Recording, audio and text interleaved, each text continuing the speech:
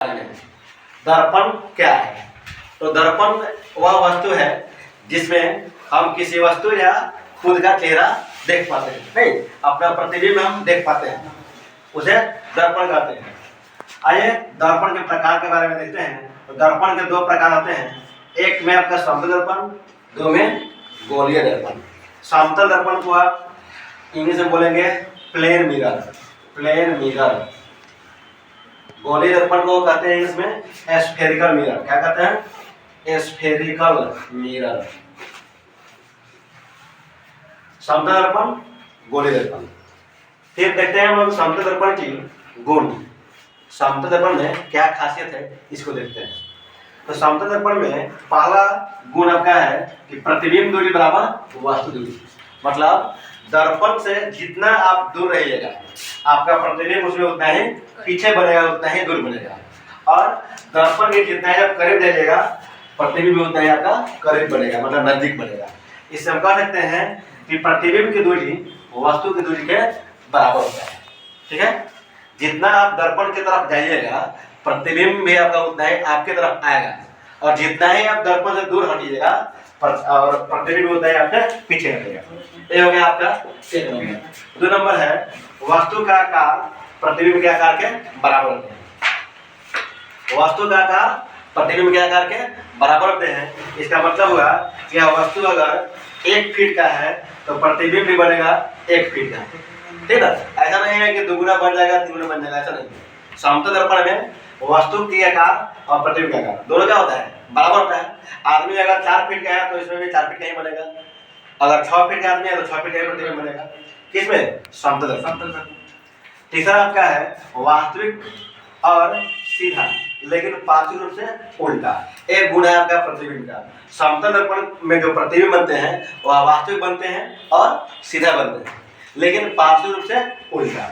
अब समझिएगा सीधा कैसे बनता है और पार्श्विक रूप से उल्टा कैसे बनता है। सीधा करने का मतलब हुआ कि जो आपका नीचे है वो नीचे रहेगा, जो ऊपर है वो आपका ऊपर रहेगा। जैसे हम खड़े हैं तो पैर नीचे है तो दर्पण में भी प्रतिबिंब में भी क्या होगा? पैर आपका नीचे रहेगा, सर आपका ऊपर रहेगा। ठीक है आपका।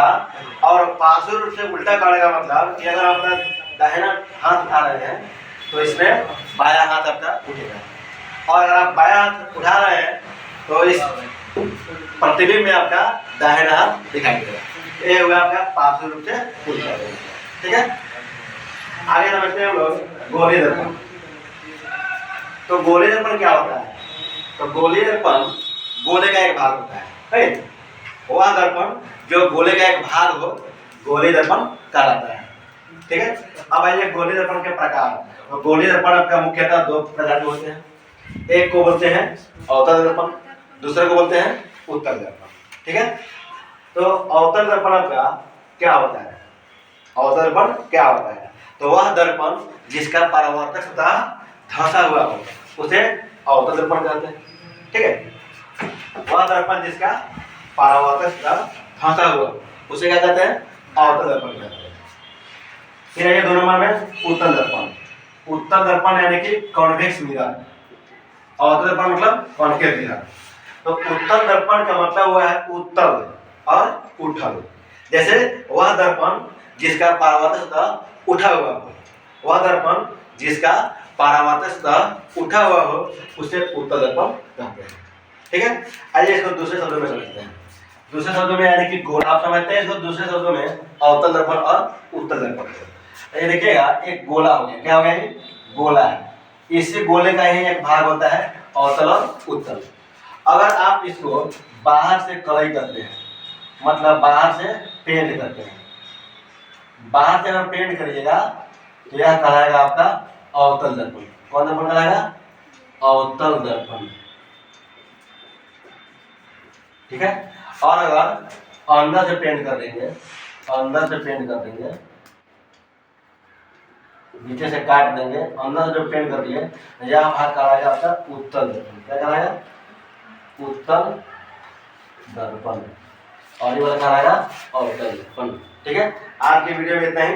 कल के वीडियो में हम लोग देखेंगे अवतल दर्पण और उत्तल दर्पण का गुण नहीं और इसका उपयोग। ये चीजें कल के वीडियो में देखेंगे। ठीक है।